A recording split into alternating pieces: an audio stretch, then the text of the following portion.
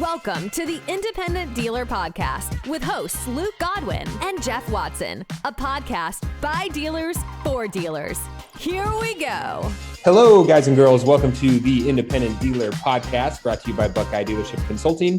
Today, we have narrowed down our good friend Brent Carmichael here with NCM. He is going to be in Texas with us. Right, Brent? That is correct. Yeah. Brent has got he's got one good breakout session and a couple of roundtables, and he's going to be all over the place. So if you're going to be at the Texas Independent Auto Dealers Convention, which I hope you are in about a week, if you haven't booked it, jump on, book it now. You're going to see Brent there. And Brent, give us the headline of your main session. Well, the main session is called Always a Good Time to Revisit the Basics. And it's kind of getting back to business 101, that there's never a bad time to revisit the basics, period, whether it's in a good time or like what we've had in the past year, which is kind of a good time, but a pandemic year as well. There's never a bad time to be taking a look at the basic stuff, the 101s. That's so right, Brent. This whole wave we've had over the last year, our last 15 months, I guess 16 months at this point, has been just a roller coaster, up, down, side to side. Then you get employees quitting, then you can't rehire. It's been a real bad situation for us anyway. And back to basics is what I figured out a couple of weeks ago and tried to implement. What are some of the things you're going to go over to make sure we know what the basics are again, because it's been a long time since we had to deal with them? Well, there's going to be a couple of things in there. We're going to be as high as maybe a 30,000 foot level and just take a look at the overall business model itself. And then even talk about drilling down into expense review, something that we should be doing on a monthly basis, quarterly basis that we do. And then we forget about it when times get good. And sometimes we remember things when times get bad. So it's going to be a little bit of everything. Some day-to-day stuff, some weekly stuff, some monthly stuff, some annual stuff that we do tend to forget. I know I did back in the days when I used to work for a living as a dealer. So I still see it with our dealer clients today. It's true, Mike, Brent. And before we started talking, I mentioned that, my one day $1 has started to jump up pretty substantially, not just creep up. I mean, it's taken like pretty good hops. And when I sat down with my collector last week, I said, this. And she said, yeah, I should probably get back to doing written promise to pays. And I was like, what?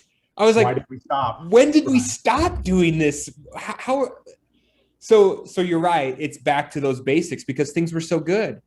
Yeah. Mm-hmm. Someone said they'd be in Friday. They pretty much came in Friday because that's when their unemployment hit, or and those things. But the basics are like, no, like blocking, tackling, like promise to pays, how, when, why, how much, like when did we get away from these things? Was it just too cushy? We just all start losing track. And to Luke's point, now we're getting to the area of like, I don't even have to worry about my personnel expense because I have no personnel. So that's one of the things you probably could just glaze right over, Brent, is let's not even talk about, but we can talk about maybe our per personnel expense, maybe, what we're paying them or what we're having to pay them. I don't know if that's part of your presentation, but man, what a change we're in right now. We talk a little bit about pay plan review more than anything else, because again, when times are good, the money's flowing. We don't necessarily maybe catch that a sales pay plan is a little more guaranteed than variable, right? And then when things slow down that we see and you mentioned it, our cost per car on a sales comp standpoint kind of go up, and we go, why? And because we're paying them to do nothing. We're paying them to sell fewer cars, so they have more of a guaranteed pay plan. So yeah, that's part of it. Definitely time to review pay plans to make sure they are in line, not only with where we are currently in our business, but you mentioned it, you're having a hard time finding people or hiring good people. Maybe our pay plans aren't conducive to what's in the market right now more than anything else. Maybe not necessarily an hourly wage, but flexible schedules, whatever it is. But it's always time to reevaluate those things. And again, pay plans, we don't want everybody doing every week or every day, but it's a quarterly, annually thing just to make sure they're still aligned with the company goals. For sure. We've seen we haven't been paying as many people, but the people we've had stay, we've had to pay more money. I'm sure you've seen that across the board too, Brent. What's a good way to make sure we're paying people the correct amount? Well, if they stay, you pay. If they leave, you're not. No, I'm kidding. Well, and again, one of the things our groups just met in the month of June, and one of the hot topics that came up a lot was, what are we going to do when minimum wage goes to X, whatever that is, 10, 11, 12. We now know that places like Chick-fil-A and fast food are at 12 or 13 or even $15 an hour. Now, where does that put us? Is it just pay? Is it benefits? Is it flexible schedule? Is it work environment, right? We've all heard we've seen the surveys where money is not the most important thing necessarily, right? It's recognition or chance for advancement. Again, all of those I still think kind of drill down to money is important to a certain extent out there. But the biggest fear is what's the impact on my business going to be now that minimum wage is 15, where that position 6 months ago, 8 months ago, 10 months ago, or 15 months ago was $10 an hour, now becomes 15. Yeah. And quality of employees is kind of a hot topic as well, because I'm willing to pay 15, but I'm getting the $9 an hour applicant. I'm not getting what I feel is that $15 an hour quality applicant. Not at all. And what's interesting to me, two thoughts that I've had on that lately is, I think I'm better off paying $20 an hour or 24 or 25 for that person that can get as much or more done than two $15 an hour people that should be $9 an hour people. So I'm kind of toying with that idea. Does my pay plan need to be so aggressive that I am attracting one really, really well-qualified person as opposed to, hiring two so-so folks, do more with less, so to speak. Right.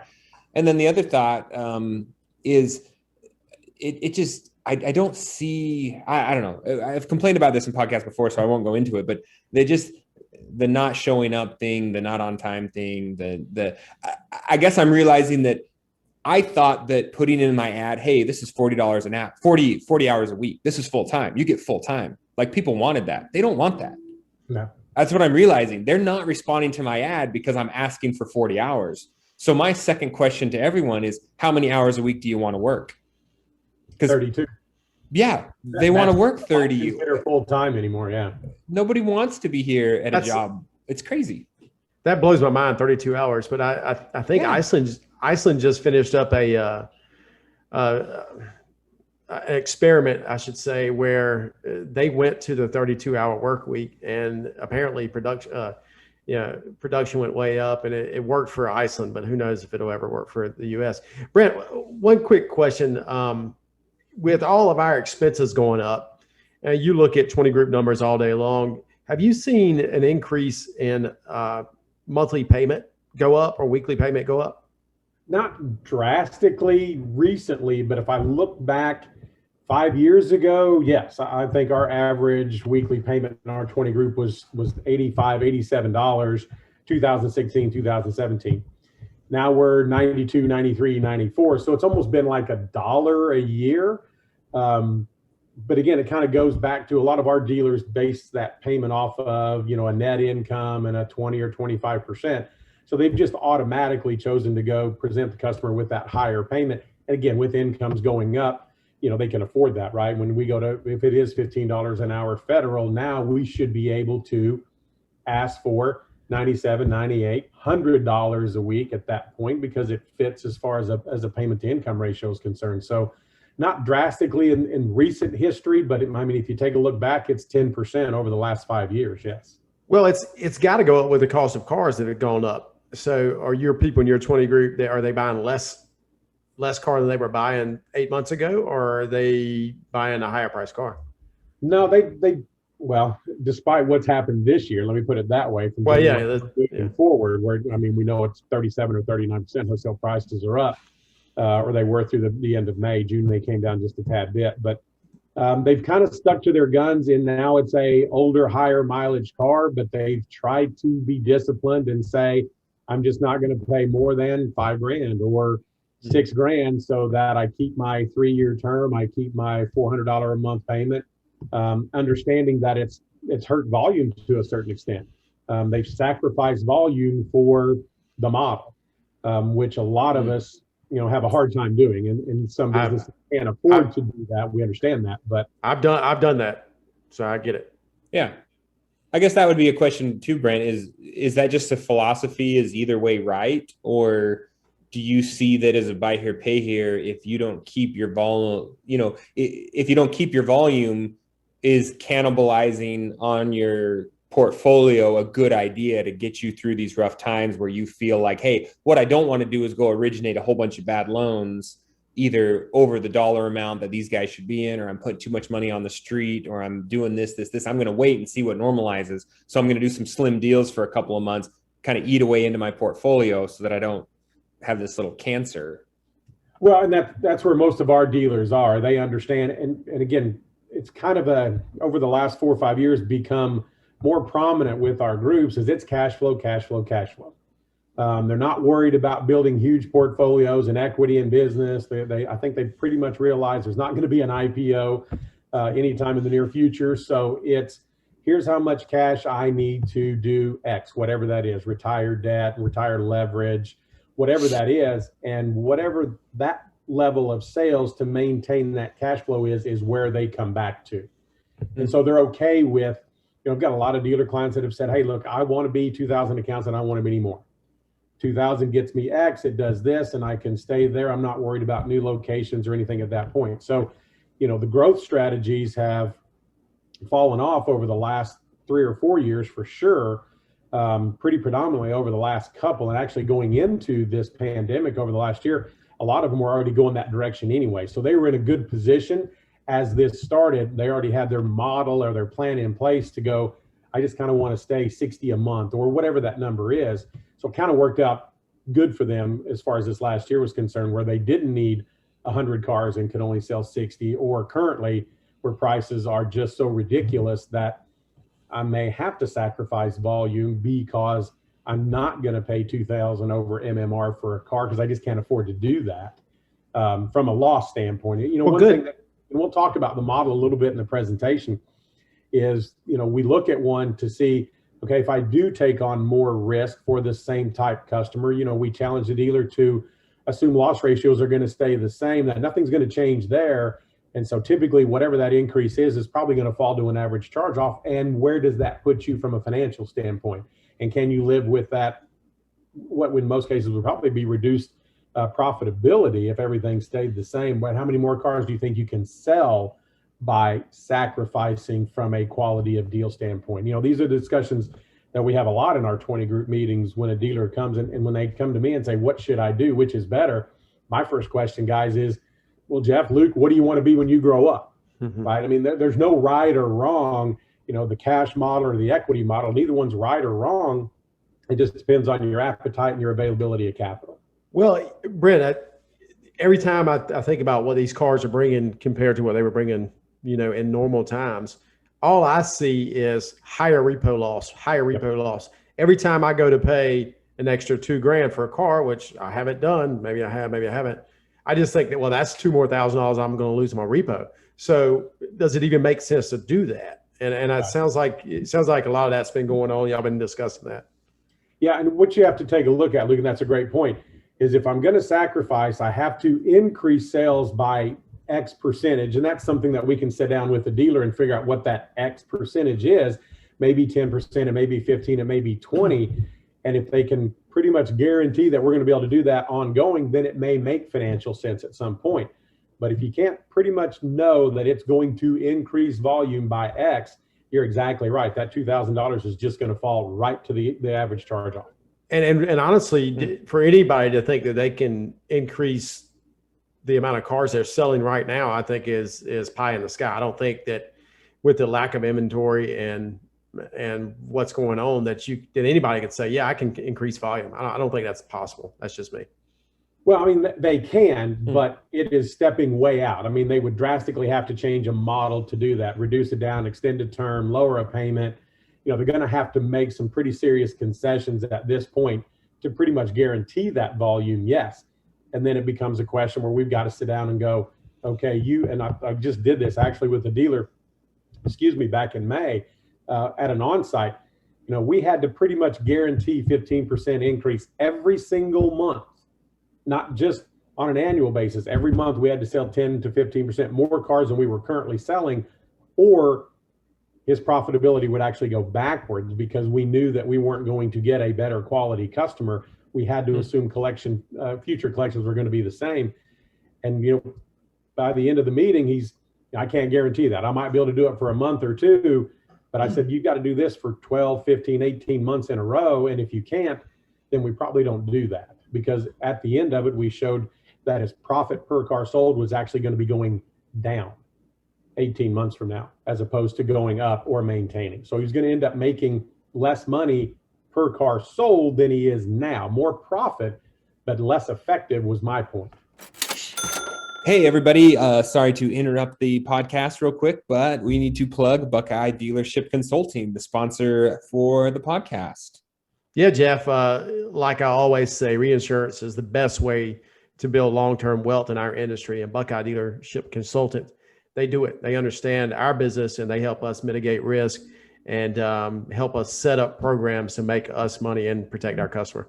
Yeah, if you've made it this far through our podcast with Brent, you're a buy here, pay here dealer, most likely, or thinking about it. If you're selling, Luke, between 15, 20 or more cars a month, buy here, pay here, you are definitely at the point where you need to be reinsuring your own vehicles. That means you own the warranty company. Right now, you're probably guaranteeing the car anyways. You're putting some sort of a 30 or 60-day guarantee on to make sure it runs. And you need to make sure you're putting that money aside in a tax deferred situation and running it back through your business when you need it. So doing it the right way. That's the right way to do it. Yeah, we've got some great episodes on that. So go back into the history and look them up. But we are going to get back to the podcast.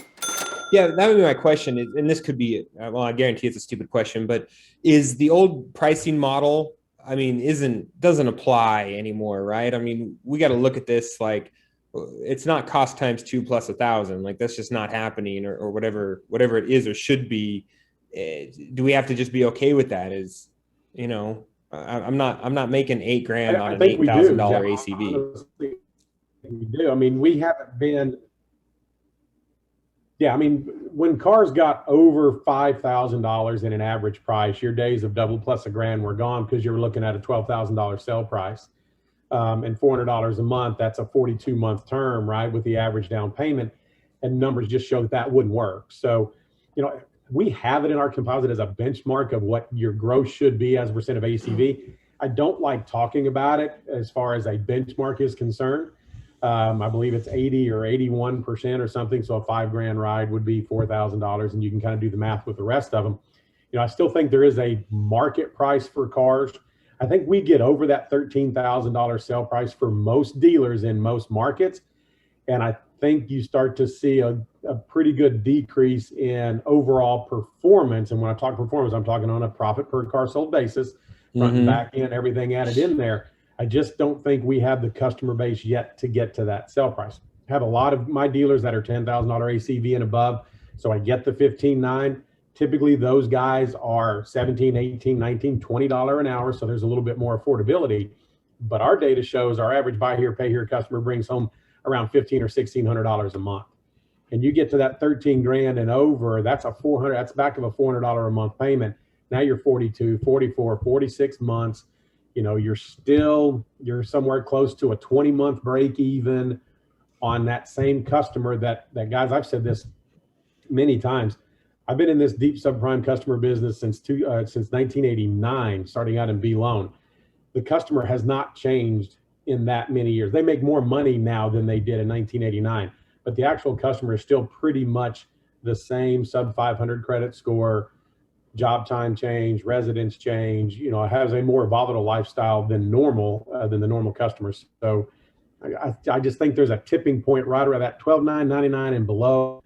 Our data shows seems to perform better from an overall profit per car sold standpoint. You get over that and it decreases. Part of that is lack of gross that you can charge. Customers are still falling at a certain time. Yeah. It seems like there's also got to be the bottom end to that, right? So 12.9 is the top end. There's also got to be a bottom end of car performance, I imagine. There is. You see that you get below that $4,000 ACV, and what you typically see there, or our data shows, is a higher frequency of charge off. right? You have less severity because there's not as much money on the street, but you do see a higher frequency. So charge-offs as a percent of sales or open accounts are a little bit higher with those. But to me, there's been an argument out there, is it the car or the customer that repossesses? I'm kind of old school. I think it's the customer, not necessarily the car in most cases. So typically when we're selling that low of an ACV car, that is that younger customer, maybe lives at home, first job, short job, not much income. So we're already taking a risk with that customer in the first place. So we're kind of asking for a higher frequency with those. And again, I think we need to do those deals, but it needs to be a certain percentage of our deals, not a majority of our deals. Those cars just don't perform. I mean, if you said, what's going to happen? Well, the car's just not going to perform. I mean, that's really what it's about, right, Brent? No, well, but it's like what Brett said, though. It's the customer, and what happens is when you have that car, that's the customer you're attracting. That's the customer you're bringing in. Luke, if you put my $59.95, starter customers in your cars that are all $12,995, well, that's where they're still going to blow it up, right? They're going to blow it up, and it could be the nicest car with the longest warranty and 20 miles. That's the reason my underwriting is so much different than everybody else in our 20 group's underwriting. It's just because you've got a nicer car. I've got a lot more to lose. Right. So you're attracting and putting a better customer into those nice. So cars. I think the lower price is just what Brent was talking about.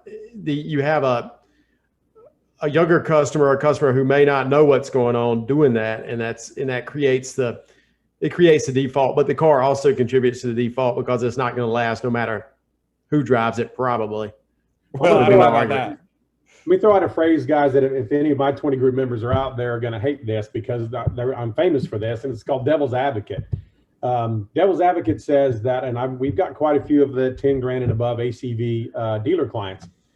I can promise you that their loss ratios, frequency, are no better than the under 10 grand guys.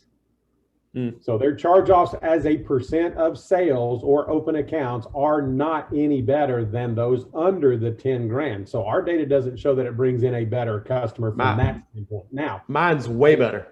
Way better. I'll agree from a severity standpoint, Luke, completely, right? The average charge-off is less as a percent of ACV, as a percent of gross is less. Completely agree with that.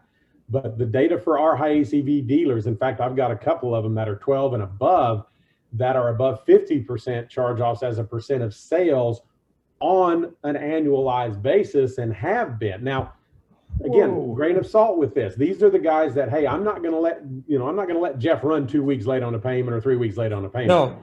Yeah, I've got a 15 grand ride. Yeah. So you're due on or before. If your insurance cancels, I might accelerate at that point where the $5,000 guy is probably not going to accelerate and repossess somebody for canceled insurance on a $5 grand ride.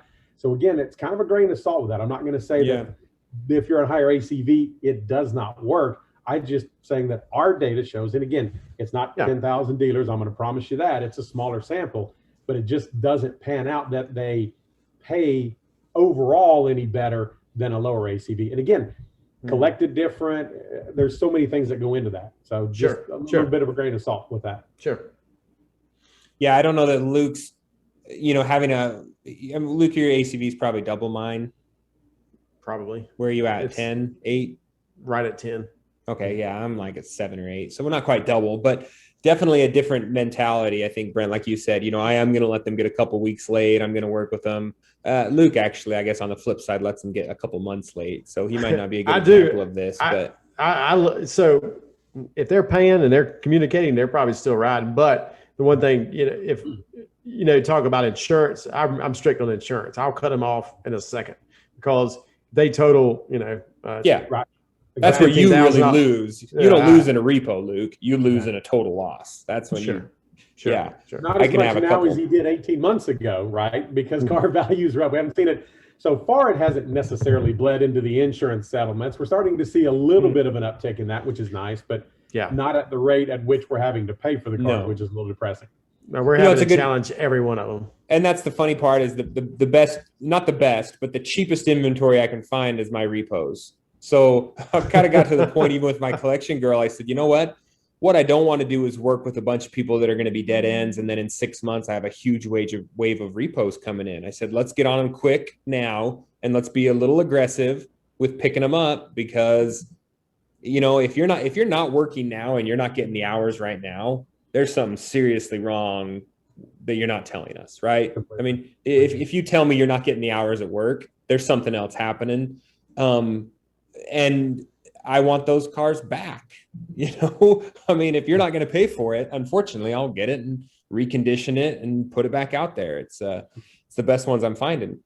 Hopefully, one good thing that's going to come out of these high prices right now is in the subprime market, where they're having to pay more for these. We're starting to see it with some of our independent used guys, in that finance companies, credit unions are not really tightening down, but changing the deal structure so it doesn't get paid as much, because I think they're well aware that they're going to get trapped with a lot of water in their portfolios, because the car that's 15 grand now, right sized a year ago, was 12 or 10, and a year from now may be back down to that. And so if that's the case, then a lot of their secured balances are going to have some water in them, and maybe we can get lucky that they'll realize that a little bit quicker and maybe start pulling back a little bit more, free up some not only decent customers or better customers for us, but maybe free up some inventory as well. I hadn't even thought about that. Have you seen that? I have. We're starting 2 new independent used 20 groups that I'm going to moderate, and one of them, we kind of did an early exercise where I had them submit all of their main lenders, what their current deal structures were. And again, they're all driven off credit score. And if the credit score is above 600, then it's 125 loan to value or whatever.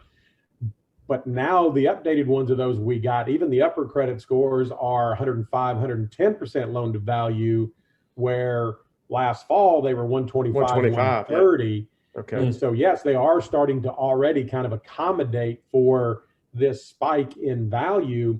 And again, our independent guys, they're not struggling. They're doing still pretty well, but their profit per car is coming down a little bit at a time. So it's hurting them to a certain extent at this point, but hopefully it's going to be something that frees up some customers and again, maybe hopefully some inventory for us. I don't think we're going to see anything this calendar year, unfortunately, guys. I read an article by the Forbes automotive guru. He was pretty convinced we were going to see a relaxing in wholesale prices Q3 or Q4 of this year. And then later on the same day, I read one from the CNN automotive guru guy, and he says, nope, we're in for this until 2023. So somewhere between 6 months and 24 months, depending on who you ask and what day it is, where it's going to be. But I think we're in for this. Again, I know they said June, it came down a little bit, 1.9% or 2% or whatever, over what it was in May, but we're still 30 plus from January 1. Well, there's got to be at some point, and I might be wrong, and you've been doing this longer than I have, Brent. At some point, there's got to be a wane in demand, and repos have to start back again. So you're not going to have this hyper demand for forever. But then again, I go, okay, well, they're not manufacturing cars right now, and it's going to take, whenever they start 100% manufacturing, it's going to take 90 to 180 days to get, the lots back full. So I don't know, but there's got to be at some point a drop in demand that's significant because of all the cars that have already been sold. I just think a lot of demand has been pulled forward. Do you think that's possible? Excuse me. Well, I think about that and I go, well, yeah, I hope it is. But you remember, we were selling 17 million, almost 18 million new cars, 17, 18, 19, right? 3 years in a row, 2-to-1 on a used ratio, 35 to 37 million used cars were sold on average each of those 3 years. So we're selling 50 something million cars. I'm sitting there going, how many people can actually have a car out there? I mean, you sell 50 million for 3 years. That's half the population would have had to have bought a new or used car over that 3 year period. Right. Got to assume who doesn't have a driver's license, who shares, who doesn't. So you would have to assume at some point there's got to be, and like we've heard with new car, they're selling fewer cars and making more money. Yeah. Right. I mean, they're on pace to do 13 or 14 mil, yet knock it out of the ballpark from a profitability standpoint. They're okay with the demand not being there, and they don't want it to go back, honestly, to pre-COVID at this point, because then their margins are going to shrink at that point. So there's just a lot of different things in play at this point. It's obviously for all of us the weirdest, as you said, 15 or 18 months that I can ever remember being either in the car business or in the auto finance business. In the 30 years now that I've been in this, 32 years now that I've been in this industry, I can't remember anything that's been anywhere close to this, and with any kind of a lack of direction on knowing really what to do with your business coming up. Yeah. So, Jeff, back to Texas. So, Brent, it sounds like we've got a lot to learn from you at your session, and you're also doing some breakouts too. Is what all can people try to find you doing? Well, they've got me scheduled to do a breakout session of just Q&A, just on collections, where there's no set agenda, no set script. It's basically open questions. Anything anybody wants to ask, whether it be specific to a type of a customer or just a general process or collection and underwriting question that they've asked me to do. Again, very honored and flattered to be not only a part of that, but with you guys, because I listen to your podcast. I'm a fan. I'm going to say it right now. I'm kind of geeking out being able to do this again. So thank you guys. Appreciate what you do for the dealers in the industry. And then they've also been nice enough to ask me to moderate some roundtables on Monday afternoon, the first day as well, that we're going to do on best ideas from 20 groups. So we'll be doing that. So be pretty busy. They've got me pretty busy on Monday at TIADA. Well, wonderful. I will actually, I'll check that best ideas for 20 group out. That's a neat session. Yeah. For a small minimal fee, I will allow you to sit in on that roundtable. Yeah, you got to bring security around, keep Luke in line. Oh, goodness. What, Brent, if people can't make it to the Texas convention, where else can they find you? Reach out to me via email, bcarmichael@ncmassociates.com. Shoot me a text message, give me a call. The phone number is 913-708-5976. I'll be NIADA on a panel as well. We've got some classes, some buy here, pay here specific classes coming up at our corporate office in Kansas City, the first part of August, a collections and underwriting class and a buy here, pay here sales training class. Who teaches that?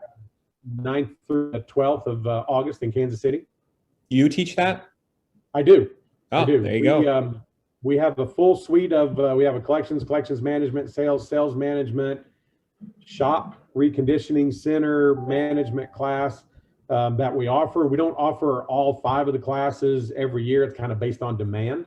So this year the demand was for the collections and underwriting class and for the sales training class. Very neat. That's awesome. That's bang for your buck right there. If you got Brent teaching that class, a lot of times you'll go to some of those boot camps and it'll be the assistant to an assistant who has never really done that or isn't the expert in the subject matter. So that sounds like, bang for buck right there. If expert means that I've made every mistake probably humanly possible, either in the sales and the finance side of this business, then yes, I'm an expert, because I've pretty much, I think, made them all at this point. There hadn't been too many that I've heard that I went, nope, I didn't do that. Most of the time, if somebody says, man, I screwed up here, I went, yep, I've been there too. I've done the same thing. That's good, because it's a lot of people that claim to be experts that have never actually done it or done it wrong or had they read a book and now they're an expert. Oh yeah. Brent, we appreciate your time. Thank you so much. Look forward to seeing you in a week. No, thank you guys. Like I said, I appreciate it. Big fan. Appreciate what you do for dealers and for the industry. It's a great resource. Everybody really should be a part of this. I put you guys out there as much as I can. Thank you, Brent. Thanks, Brent. So glad you joined us. Please take a minute to leave us a review and share this podcast with a friend. The Independent Dealer Podcast. Dealers helping dealers.